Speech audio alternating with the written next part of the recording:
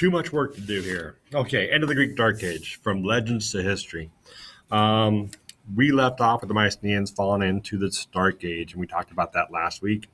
Today we're going to be looking at some of the important things that happened. Okay, now a Dark Age uh, with the Mycenaeans, they lost their palaces and their cities. So whatever happened with the natural disasters, the wars, the refugees, the problems with internal strife, all those things, it led to that collapse of those palaces and the government. And so people regressed quite a bit. The populations reverted to being small farmers or nomadic herders. People became focused on producing their own food. They abandoned their palaces and cities. Now down here I have a definition of what my definition of a city is. Okay, a city is not defined by the size of its population, but the economic activities of its people. Okay, a city has a population who are engaged in activities other than producing food for themselves. Um, all across history, you'll run across these villages. And a village typically is a group of farmers or people that go out and farm and take or herd their animals and produce food. Okay, if they send that food to a city, the people in the city are going to be selling the food, uh, building other things, building buildings, pottery, having manufacturing, all those things. Okay, and so the Greek Dark Ages, you go from these cities where the kings had their palaces and cities would grow up around those palaces to all of a sudden the people leave because there's too much threat, too much violence, too much uncertainty around those palaces. And they take off and they go on to smaller groups. Okay, there's a population drop since there is more or instability throughout the empire or throughout the Greek area, throughout all the Bronze Age areas here. People are going to group into very small, probably family or clan size groups because there's that security. You know these people, they're family, they're close to you. You're not going to be looking to friends and neighbors for help, but your family for help. Okay. Now, what is crazy is there's not much archaeological evidence of a difference of people. We just see that their culture shrinks. We see that their culture isn't producing trade. They're not building buildings. They're not producing luxury goods. Their pottery. This is a very simple form of pottery. Actually, it doesn't look very simple, but it's very simple compared to what they were producing before and after the Dark Ages. In fact, this is probably a later Dark Age version of a pot. They also are not burying their dead exactly the same way. Okay, you go from these large family burial plots to smaller individual single shaft burials of just important people. Okay, and their grave goods. I didn't see this, but I would guess their grave goods are not as complete. So they're not burying a lot of materials with these people either. Now, the Dorian migration. Um, this migration has been used to advance racist theories. Okay, so it's not the Dorian invasion, but a Dorian migration. Okay, the racist theories would put the Dorians all the way up into Northern Europe because at the turn of the century, 100 years ago or 100 years ago or so, under Hitler, uh, Hitler's theory was you couldn't have a civilization without white people to originate it, and so the Greeks had to be white. Okay, uh, it's ridiculous. There is no real evidence for that at all. Now the Dorians in history, Herodotus mentions the Dorians came from the north. Now the north is simply right there, center of Greece, maybe up in Macedonia or the Balkans, the Balkan Peninsula is between the Aegean and Adriatic Seas. It is mountainous region, and so the Dorians, they were pushed out by the Mycenaeans early on. So they actually started off in the Peloponnesus of Greece, were pushed out. They moved north, but when the Mycenaeans died out, the Dorians returned. They came back down. Now, in Greek mythology, they called them the return of the children of Hercules. Okay, the Herculeid population came back.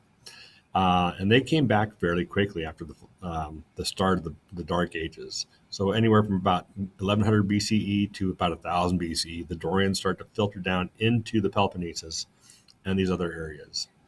Now, the difference of pottery and things like that, there's not much difference. And so there is not a huge cultural swing from the Mycenaeans to the Dorians. Now, there are language differences and the grave differences that we mentioned in other places. And so we do have, this is the first people we know as the Greeks, or the classical Greeks. They don't speak the Mycenaean language. They don't write with the Mycenaean alphabet. They do have similar beliefs, perhaps, and they also look at the Mycenaean ruins and they create their history around them. Now, the geography of Greece. We haven't talked about the geography of Greece very much, but when you look at this, okay, you do have 80% of Greece is mountainous. You do see some green areas on this, but those green areas are going to be hills and mountains. And that's also a lot of islands. And so you have thousands of islands in the Aegean and Ionian seas, up the Adriatic Sea. And Greece becomes a ocean-going, mountainous type culture. They live between those two worlds. Now, and we'll cover this when we get down here a little bit more, but this is the Greek map. Now, as people start to conglomerate and they start to grow another culture, okay? And one of the things we can see on this culture is you have poets and performers that come back. Now, we do not know if Homer was a single person or multiple people, but Homer is credited with composing. Okay, he didn't write them, but he composed the Iliad and the Odyssey. And this could be multiple people. But composing means he would speak them. Okay, if you wanted to be entertained back in about 750 BCE, you would pay Homer to come tell you a story. And Homer would tell you, he'd come in and start telling you about the Iliad or the Odyssey. The Iliad is about the Trojan War, from the last year of the Trojan War on. The Odyssey is after the Trojan War, and it follows the hero Odysseus and his attempt to return to his city or his home of Ionia, an island in the Ionian Sea. If you look at how many lines there are, 15,963 lines of verse, 24 books, one for each letter of the Greek alphabet, and same with the Odyssey, but only 1,009 lines. Now,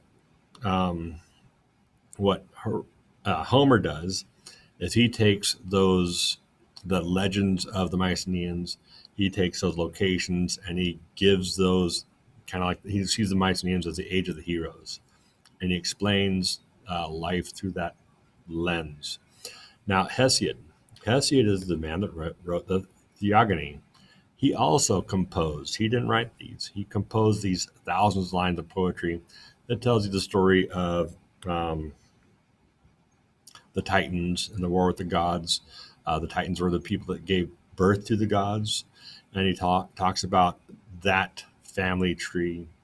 And so he was probably followed up Homer a little bit. Hesiod does talk about his own personal life too, about where he lived, that sort of thing. But these two guys kind of show us a rebirth of culture. We see them come back and return. And as they're talking and teaching, entertaining people, okay, we see people paying for that.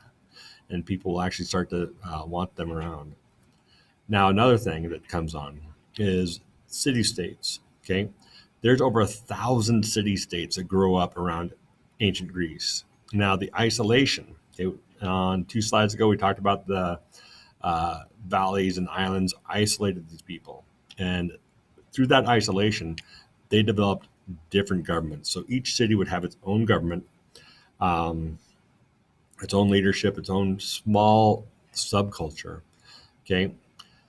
And as we dig into the city-states, we'll first look at Sparta, then we'll look at Athens, and we'll check some of these city-states out as we go through too. But these are some of the major city-states back then. Now, they shared a culture. They did share a language, but they had four primary dialects: Ionian, Arcadian, Doric, and Ionic. Now, the city-states do stretch over into Turkey. They're not just on this the Balkan Peninsula. And they also stretch over to the Apennine Peninsula, which is now Italy. In fact, these city-states, probably one of the greatest you've heard of is Athens. Thebes is also a very great city-state. Sparta, you've heard of that, and we'll talk about Sparta first because their culture is so unique. Corinth, Aegina, Eritrea, Elis, Megara, Argos, these are still prominent city-states that have grown up in this region. And all their governments will be slightly different. Now, like I was saying, you have city-states over in Turkey, all the way up through the Balkan Peninsula up here, through the islands of the Aegean and Ionian Seas and Adriatic Seas, and all the way over to Italy, because Syracuse, that is that little island on the toe of Italy, that was one of the major city-states of ancient Greece. Now, Syracuse, they had, I think, Archimedes, I think he lived in Syracuse, but he was a famous Greek philosopher and inventor, and we might get to him on some of those things. So these major city-states. Now, there are many small states or cities within these here too. We didn't mention Marathon. There's another one that is fairly close to Athens that aligns with Athens when they attacked Greece or Persia. Miletus and many other city-states on the coast of Turkey. When they say the Ionian Greeks, they are going to be over there on the Turkish side, I believe. Now that I say it, I question myself, because the Ionian Sea is on the west, but Ionia, I believe, is Turkey. Now, we have culture, we have the beginning of cities, and these cities are going to produce people who are not engaged in farming. Okay, so Greece is reborn. And we'll take a while to look at some of those things. Now, your assignment today. Okay, the COVID pandemic has been sort of a dark age. How has your life in the past year grown more simple? Okay, all of our lives have grown a little bit more simple, I think. I don't know of anyone who has expanded their social circles. Okay, now we haven't gone back, although they've talked about this, we haven't gone back to producing our own food. I remember back in last spring, they talked about people making sourdough bread, all these people making homemade food and stuff, and there was a run on flour. If you ever went to the supermarket in March, April, and May, the flour shelf would be empty because people were baking a lot of stuff at home. Also, toilet paper got running up too, right? How has our culture grown simpler as well? And you might have some things in here that show an increasing complexity of culture or reliance on technology. Okay, Zoom meetings, Google Meets, that sort of thing. But also our social circles have shrunk quite a bit. So talk about that. How will our future generations know about this past year? Okay. When we look at the Greek Dark Ages, a lot of that comes through archaeology. How are people going to know about us? Where are they going to get the information? Now, how will our culture be reborn? Okay. Our culture will be reborn. Okay. Just as we come out and start to get more interactive with other people, there's going to be some differences that come up. Okay, now here's the question I want you to write. How is the mini dark age of 2020 similar or different from the Greek Dark Ages? We'll discuss this in class. Have any questions, shoot me an email. Talk to you soon.